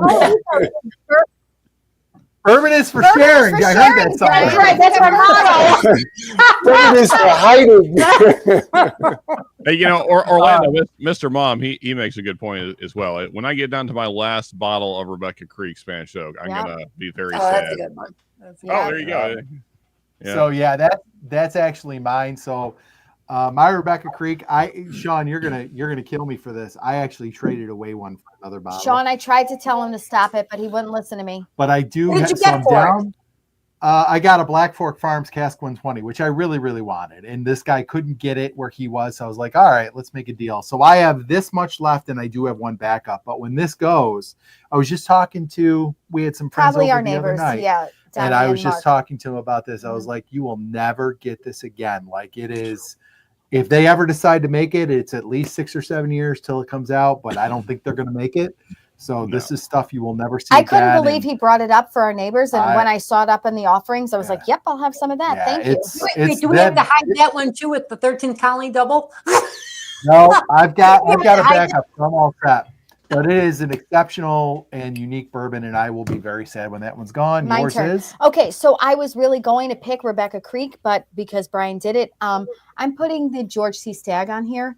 Only because I don't know if we'll ever get another one. No, we won't, and probably not. But really, it's because of the special feelings that I have towards this. This was something Brian wanted so much, and I was able to land him a bottle for Christmas and put it under the tree. And I just felt happy that I was able to get it for him. And we don't spend a lot of money on bourbon here at Bourbon School. That's part of our ethos. And so I was very happy to get this for him. And so this is something that I would hate to see leave our shelf. It's going to go. That would have been his. I would have bet money that was his. I thought so too. Are you clapping for me, Myron? Yes, I am. Oh, thank you, Myron. You can put a bug in the wife's ear. Maybe she can find a George C. Stagg. We live in Maryland, so she's not going to pay under $1,200 for a bottle, but maybe I can get one if I can talk her into. I don't know. Fishers, do you see this? Rob Walker, Brian, they have it at the distillery. If only you knew someone going to Texas. They don't. Well, we're going to Austin, so I don't know if that's near. Maybe they have it on the shelves. I wonder, Sean, if he's talking about, didn't they take like the last couple barrels and make that proof down shit? Yeah, so Rob, we were talking with what's his name? Daniel. Yeah, we were talking with Daniel quite a bit because we were actually at one point we were trying to do a pick. I mean, it's not going to happen, so we can talk about it now. We had him on the show. They were down to 4 barrels at that time. That was, man, how long ago was that, Brian? Like last year, sometime. I don't know. Yeah, it was last year for sure. Yeah, it wasn't that far into the whole whiskey 6 thing. He was like our 3rd or 4th guy. And so they had 4 barrels left of the Spanish oak, and they sold one just like the standard offering in their bottle shop, which I'm certain is gone by now because there wasn't that many bottles. And then they ruined the last 3 by proofing it down. So there may be some of that left, but who cares? And Herman got some of that, Brian. He got some of that proof down, and they proofed it all the way down to like 80 proof, like not even like worth it. Yeah, it was bad. But all right, let's go around the horn. Saturday nights. Brian, real quick. Yeah. I want to thank Rob Walker for procuring that trade that I had with the 13th Colony and the Coy Hill. Yes. I thought I made out on that, but thank you, Rob. All right. Awesome. Okay. Yeah. Rob's good. Rob's the king of trades. Rob's really good at trades and getting you some good stuff. Yep. So it's good to make friends with Rob. He's a good guy. Yep. And a good wheeler dealer. Yep. All right, let's go around the horn. We'll start with Sean. What you got coming up? Are you streaming this week? No, my life's been crazy lately, so no streaming. Okay. Sounds good. But you are going to be doing a Pendleton Midnight review pretty soon. That's true. That'll be right here on the Whiskey 6. Yeah. I do want to address that before we leave. Okay. I still want Sean to consider doing audiobooks because I would listen to anything he reads. Sean does have a great voice. Oh my God. He does have a good voice. Jeepers, for sure. creepers. That's how I'm going to introduce you from now on. The cowboy with the best voice. Yes. Now I've got something for everyone. I like it. Well, all right.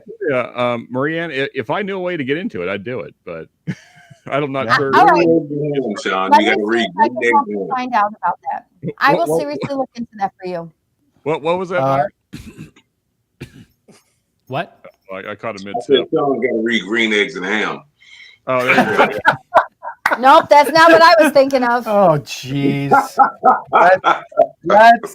Let's move on. Our friend Bob has a Rebecca Creek Spanish Oak 127 proof for the right trade. Oh, Bob. Anybody here? I can facilitate that for you. No, if you would we'll like. talk to Bob about it. We'll talk to him too. Bob, stop it. Shush. Give him the rare breed filtered, unfiltered. Not filtered. Byron, what do you got coming up, buddy? You guys, well, like we talked about, we've got the what is that? The Pendleton. That's why you see the JB7. I'll probably shoot a video for this sometime in the near future. The Project X. I was more interested in the Spanish choke. I wasn't prepared for the question. I was like, damn, I got some unopened bottles if you want some. Well, let me know. I'll put you in touch with him, Myron. Yeah, shit. Yeah, that Spanish choke, that was ridiculous. Shit, I lost my whole train of thought now because I had some things I wanted to talk about. Oh, poor Myron. Do you need to maybe it'll come back to me. So just go around the table. I really don't have anything. But if you're trying to trade some Spanish choke, let me know what you're looking for. I do have 2 or 3 unopened bottles. So let me know. I'll trade you a Spanish choke for a George T. Stagg, Myron. Shit, I'll trade you a Spanish choke for that Project X. I'll trade you my last Spanish choke for that Project X. You totally befuddled poor Myron. Yeah, that's all right. Poor Myron. Okay, Ben, what about you? What do you got coming up, buddy? Well, today I had the video released was the Bardstown High Wheat versus Weller Antique 107. So that's out as of today. Next week, gonna have the independent review of the Wild Turkey 101 8-year, and then I'm going to do a flight of the 8-year, the 70th anniversary, Kentucky Spirit, and regular Shelfer. So that'll be coming up. I'll probably film that tomorrow. In the future, some of you probably watched the live music on the Bourbon Note last Friday. That was the first ever episode of that. And that was a ton of fun. So we're going to definitely be doing more of those. So Ben, I was impressed with your whole setup there. It was really cool. Yeah, that was so much fun, and we just had a blast. And a lot of people in the chat hung out for the whole thing. I got a ton of positive feedback from viewers that said the guys were doing a great job. And so I want to do that again at some point and get some more live music going. So hopefully within the next month or two we'll have another one of those. Really cool, Ben. Brian and Deb, what about you? What do you guys got coming up? We got a 100 proof draw coming up that we want everybody to participate in, and you win some cool stuff if you get the winner, or if not, if you get close enough. Yeah, we got that. There's 16 bourbons in there, and we're kind of ripping off SLB drinks where you can go and make your predictions and everything. So I thought that was cool to do that. We got some interesting bourbons there. We just recorded yesterday our Rainbow Blind. Weller Rainbow, and that was kind of interesting. Very surprising. Yeah. And tomorrow night we got Buffalo Lou on because Deb needs a break once in a while. So I love Lou. Loving Lou. There he is, right there. Buffalo Lou. Great guy. Lou is he's a true delight. I love Lou. So we were at an event in Buffalo, and I guess someone recognized. God bless you. Bless you. Recognized Lou from our video. So he might be hitting rock star status soon. No.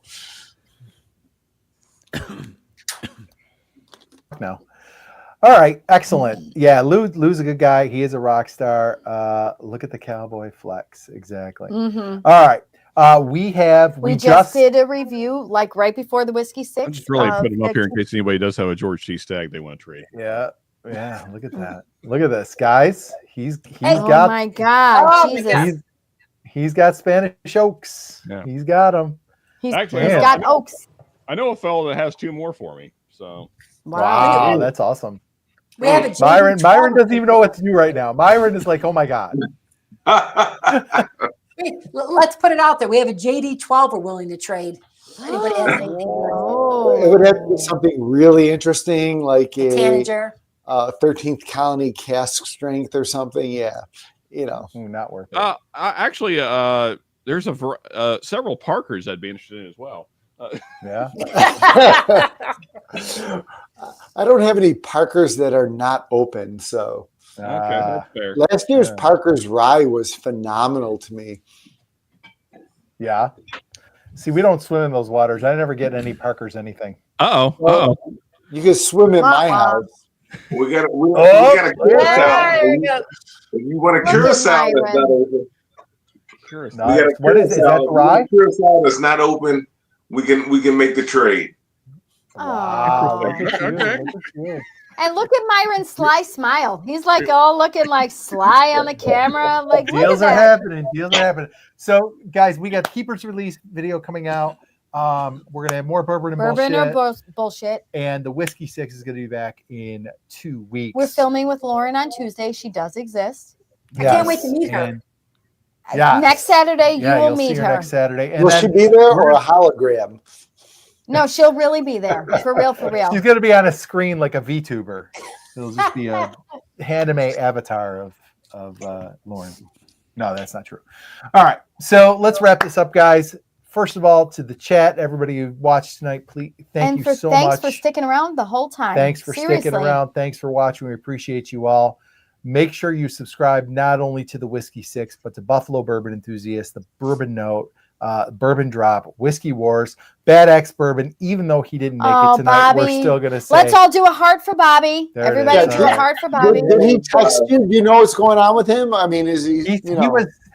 He said there was a fire in his town. He wasn't firefighting it. He just was stuck in the traffic from it. So it was, I guess it was a real nightmare. So he couldn't make it. But Bobby, we missed you. But Bad X Bourbon, Whiskey Wars, Mash and Metal, go subscribe to all of them. We'll be back in 2 weeks with a unknown guest at this time. Right. But we'll have one. Don't worry. And we're going to do a little, what are we doing, Sean? A budget blind? Yeah, so I guess we're going to be kind of doing like a budget blind of like best starter pour of like pour to start your night off with. I love that. Yeah. Do you know why I don't know what it is? Because like Ben, 84 texts, I just click it to clear it, and I'm not really reading everything that y'all are saying. Fair. After you trashed me on the last episode for not participating in the chat enough, don't think I haven't noticed that I'm not seeing you, Marie-Ann. I did not. How dare you, sir? That was you. I was there. I remember. Yeah. Wait Sean remembers. Wait a second. Awesome, John Shank. Thank you so much. And you don't need to have a channel, but just make sure that you check us out in 2 weeks. We'll be back same time, same station. Everybody out there, thank you so much for joining us. Have a good weekend, everybody, and we'll talk soon. Cheers. Thank you for watching.